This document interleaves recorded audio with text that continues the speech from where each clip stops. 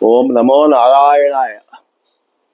ప్రేక్షక మహాశైలకు, శ్రోత మహాశైలకు శుభాభివందనములు. మహాశైలారా, ఇంతవరకు మనము వృశ్చిక రాశి వరకు మనం ఫలితాలన్నీ తెలుసుకున్నాము. ప్రస్తుతము ధనుస్సు రాశి వాళ్లకు ఈ జూలై నెలలో ఆషాఢ మాసంలో ఎటువంటి ఫలితాలు ఉంటాయి అనేటువంటి విషయాన్ని మనము తెలుసుకున్నాము. ఈ రాశి వారికి ఈ మాసంలో మంచి ఫలితాలే కలుగుతాయి. మొత్తం మీద వీళ్ళు ఏ పనులు పెట్టినా కూడా కొంతవరకు నెరవేర్చుకొని కృతార్థులయ్యేదానికి అవకాశం ఉంటుంది. ఆదాయం కూడా వీళ్లకు కలిసి వస్తుంది. అనుకోని ఆదాయం కూడా వీళ్లకు కలుగుతుంది. చేసేటువంటి పనులు కూడా నెరవేరుతాయి.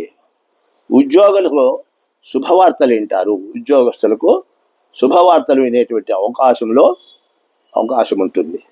వ్యాపారస్తులకు కూడా మంచి వ్యాపారాలు జరుగుతాయి. లాభాలు కూడా గడిస్తారు. ఆదాయ వనరులు కూడా వీళ్ళు పెంచుకుంటారన్నమాట.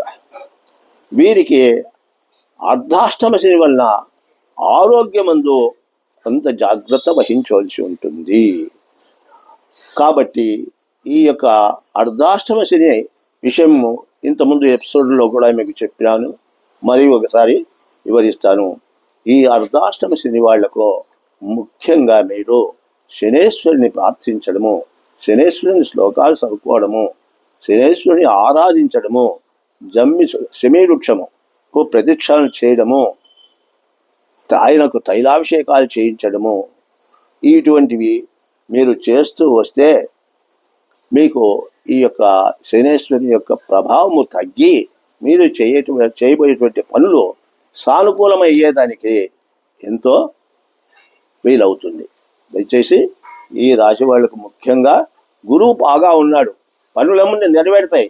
పనులు నెరవేర్చుకుంటే సులభంగా నేర్చుకుంటారు.